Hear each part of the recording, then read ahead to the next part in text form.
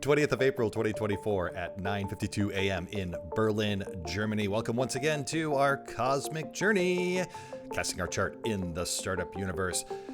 Designer Jake here with engineer Trey. As always, 31st time with you. Hello, Trey. Oh, 31st. Good Lord. Hello, Jake. Look, gosh darn it. I'm Engineer Trey. And I am Designer Jake. And you can tell we're getting much better at the mirroring all this stuff. Happy Taurus season to you, by the way. Yeah. The sun just moved into Taurus. Sun just moved into Taurus. It actually happened at a very auspicious time, which we're going to talk about in our dev demo later today. But yeah, you feeling good about your Taurus season, sir? No. No, feeling terrible. No. Fantastic. No, well, that's a great Taurus. transition This is to a the terrible agenda. sign.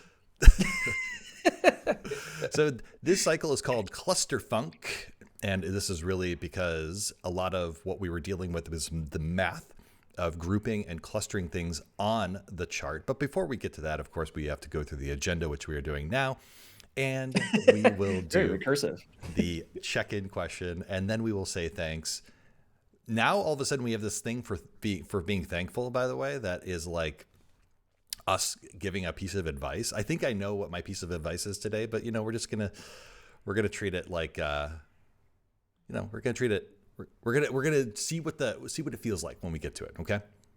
Yeah, I like that. I like when the advice at the end of the episode emerges. Yeah. It doesn't why do you have to force it so like a much? spring flower during the verdant Taurus season, Venusian flower opening and giving its gifts to the world. To that point, let's go to the check-in question. So we are in Taurus. There's many qualities to Taurus with the sun being in Taurus, strong, steadfast qualities of the bull, but it also carries beauty and comfort, the beauty and comfort of Venus.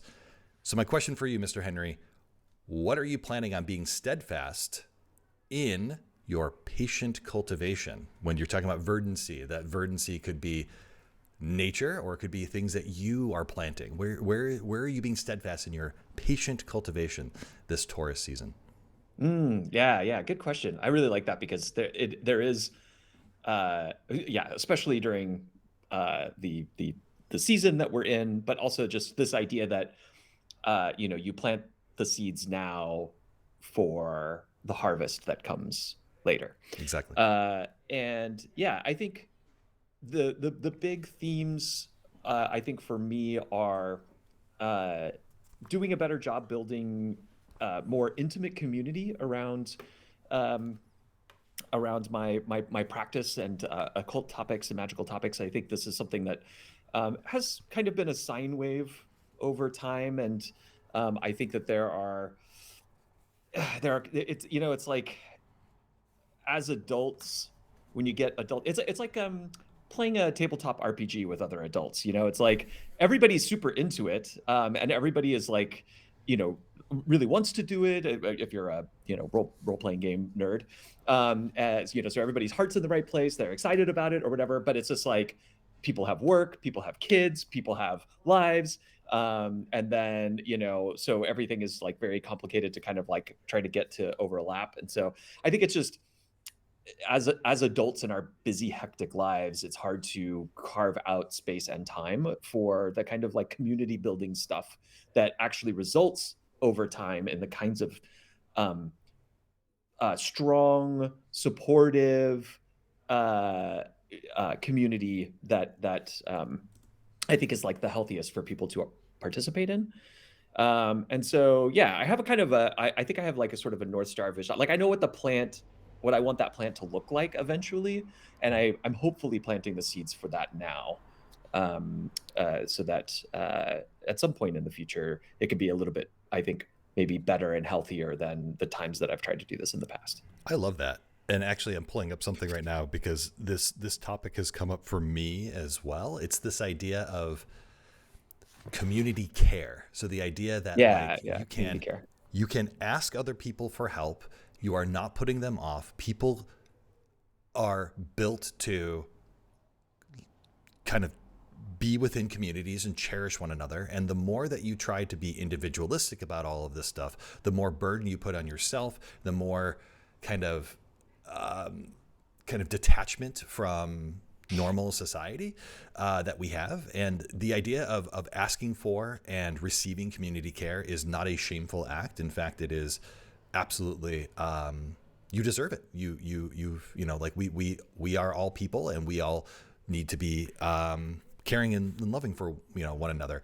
The whole thing around community care came from this podcast, which is it's called "It's All Me" from Gervase Kolmos. She is a kind of feminist career and life coach. It's hard to, I don't want to pigeonhole her too much, but I really enjoy it. Her audience is mostly women. I really enjoy this because I think as a gay man, it can be a little, you can feel a little bit of the tension between kind of the masculine side and I would say the more feminine sides. And she really kind of leans into that. She was the one that put into my mind this idea of community care and how important that is. And I love that. And planting those seeds of community so that you can help others and, get yourself help as well. Yeah, and be helped by others. Yeah, I think one of the things that just one final point on this. I think one of the things that I notice, and I think is part of the care of that tree, is the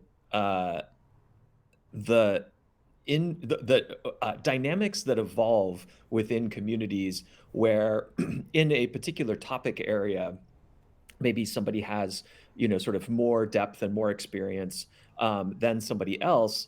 But in a community, you want to have sort of almost like a peer-to-peer kind of situation, right? Like you really want to, I think you really want to avoid power dynamics, and you really want to avoid mentor-mentee traps. Yeah. And so, but you will have, it is always true when you have multiple people together, that you will have these different levels of understanding of different things. And so being able to tap the strengths of the individual people in the group without falling into this power dynamic and like mentor-mentee thing, I think is really, and I think there's a lot of prior groundwork on this, and I think I just need to educate myself more on. I feel like there's a lot of human thought that's been put into like how you build these kinds of structures between people, but I just don't know that much about it. So yeah, I was just gonna pull up some. I have this other thing. We won't go into great detail about it because we can talk forever around like how to show love and appreciation, how that is kind of, I guess, can regress itself into a transactional type relationship. I have done more for you than you have done for me. It is by human nature. That is, we are always keeping a scoreboard in our minds anyways, but for us to, and we can kind of fall into the trap a little bit also of when one part of the dynamic feels like more together or in charge or experienced than the other. This is exactly, I think, what Trey is talking about, where you can kind of fall into this dynamic of like, well, now it's not community care, it's a mentor-mentee type of thing. Yeah. There's a lot of tendrils to this whole conversation that I don't, I also don't feel highly prepared to talk about. So let's not talk about it. Let's not try to be our cisgendered white male selves and just talk about stuff that we don't know anything about. Instead, why don't we just say extremely confidently, exactly. let's actually learn something from our more diverse and better selves, our better parts of humanity, which allow us to have some humility in these things. Say like, maybe I don't know. Yeah, very good. For me, I would say that I have been really excited about I've been really embracing spring and the idea of kind of burning up some old habits and moving to new habits. You'll notice that an old habit of keeping our laundry out while we're doing the show and not cleaning up dog detritus. This was all cleaned up, by the way, and he just keeps doing this, by the way. But you can tell that like things here, that habit's not going away. But one day, there are better habits that I'm looking to instill. I used to be someone that would work out very consistently. I would like to get back to that. I used to be somebody that would be that that would have a much more healthy take. Like I stopped drinking about 800 or so days ago, but there's other habits that have gone into place to start replacing that. And I want to start working on those as well. And that's really what I am cultivating.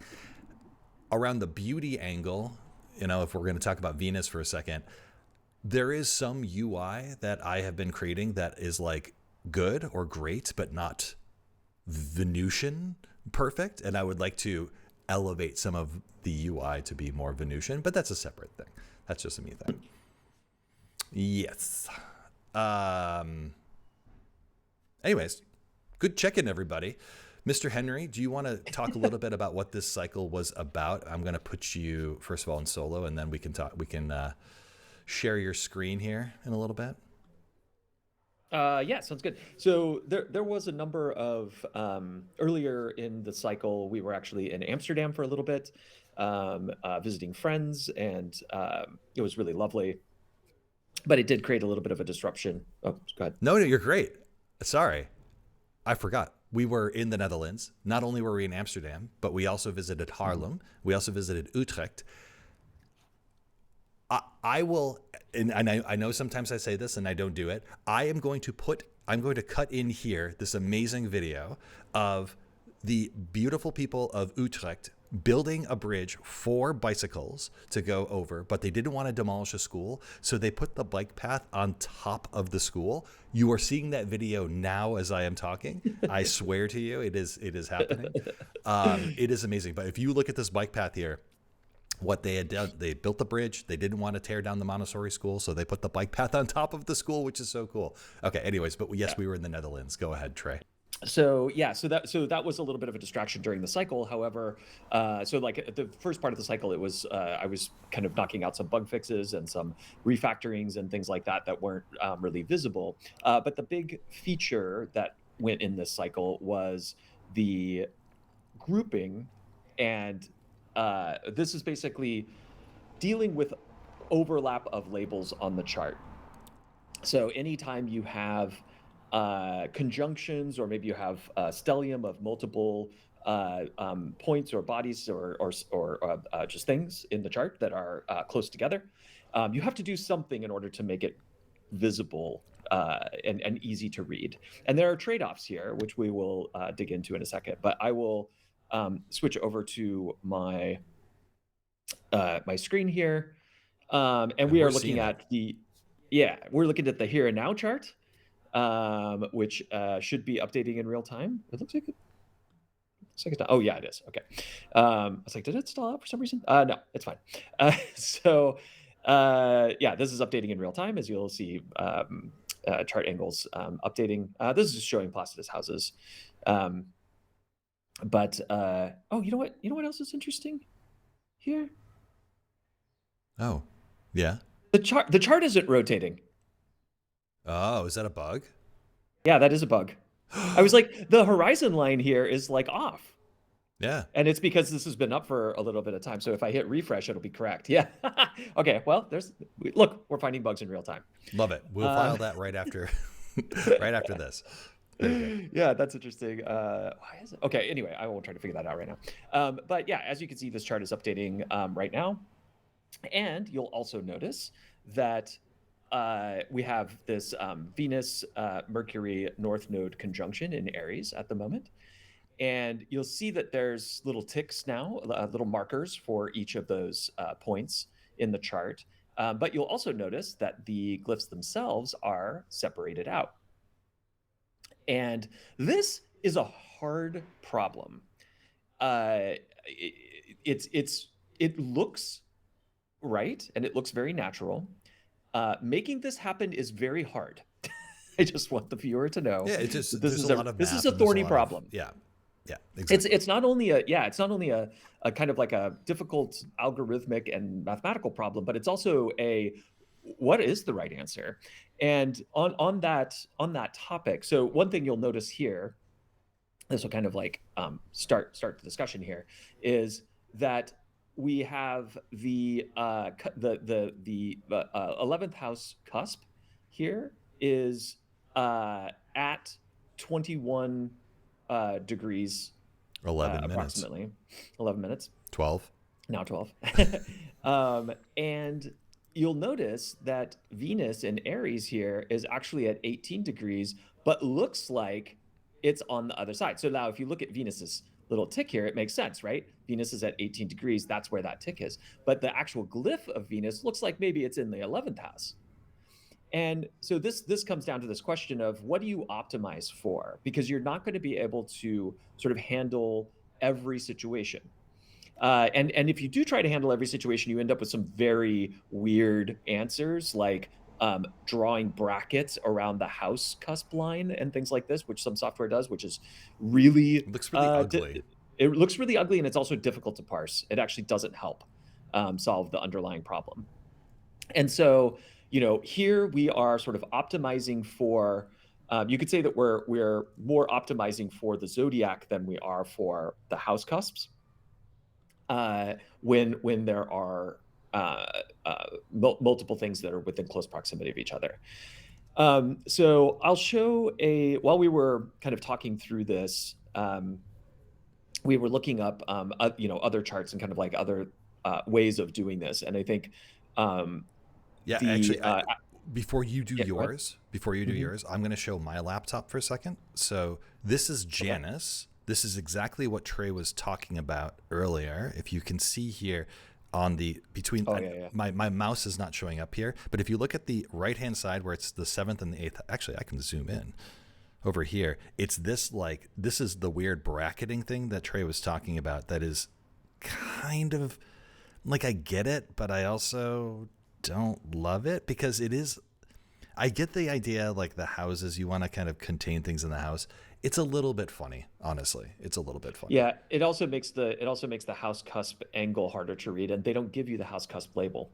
So Right. it's actually like you can tell that it's probably like at 2 degrees, like right around 2 degrees Aquarius, because they've got the little ticks there. Yeah. But yeah, it's not great. Not great. It's trade-off.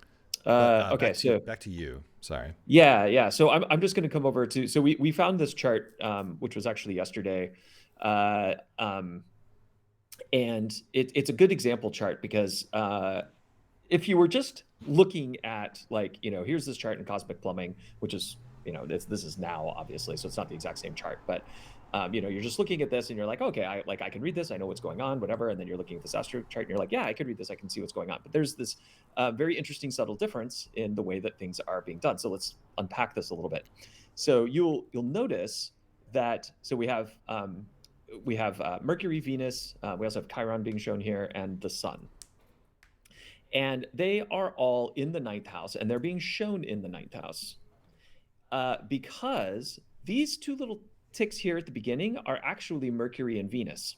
So Mercury and Venus are conjunct here right around, and you can tell that by the numbers. So like right around 17 degrees, they're almost exactly conjunct. And then just a little bit over, you have Chiron, which is right here. So now you can see that the tick for Chiron is here, and Chiron itself is here. It looks like it's in Taurus. And then you have the Sun, which is actually here kind of at this chart. It's like right at the end of Aries and transitioning into Taurus. And yet the Sun glyph is like all the way over here. And the reason everything is pushed way to the left here is because they are optimizing for the house cusp. And what they're doing is they're saying the rightmost, in this case, border of this grouping is going to stop at the house cusp, so that these things, the glyphs themselves, will appear to be in the house in which they're in. But now you are making it harder to just quickly visually identify. Yeah, you sacrifice the sign then. Yeah, you're sacrificing the zodiac in this case. So, and another interesting thing here is like in the topic of making these charts very usable, I think one thing that Astro needs, I know that they have a lot of different styles for showing charts, but I think in this one in particular, which is kind of like their default, it's really hard to tell here. Like this deacon marker for Taurus looks like it could be the Sun's tick. And if you didn't just look at the actual like degree minute, which I also don't love in the astro.com, because it's like, it looks okay over here, but then when you look at this one, is that 10 degrees 58 or is that 58 degrees 10? Like it's a little bit, and obviously that can't be, so it's fine. But anyway, so like, is that the tick for the Sun? It's like, no, you have to like come over here and find it. And because also astro.com is their server rendered, they're just static charts, sort of old school static charts. There's also no way of really getting an indication here other than looking at the number. And so, one of the things that we can do, we don't have it in there yet, is our interactivity model, which will allow you to explore these things by hovering on them, by clicking on them, and getting more details. And also, like it'll much like how we do in Urania, when you hover over a body, it will also highlight the tick as well, so you could really play with the chart interactively to get a much better feel. So it's not just a static thing, but we do want it to be correct when just looking at it statically. Yeah, well. Exactly correct. So you look at this and it is not deceptive. Like the numbers are there to help you, to guide and make sure that you're making the right determination. However, it is a digitally delivered tool. That means the idea of interactivity for greater understanding and exploration and greater understandability is going to be part of this as well. It's not here yet, but it's coming very soon. Yeah, exactly. And here's Jake's chart showing the like he's got a nice little grouping here of Mars separating his Mercury and Sun, and you can see that they're like nicely separated and easy to see. Looks beautiful. Yeah. Nice work. I thought that was great. Thank you.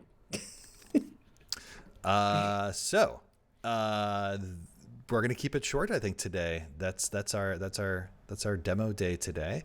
We're not gonna go into big philosophy. We talked about philosophy last week, and I think we can let the viewer off without a philosophical lesson, perhaps this week for once.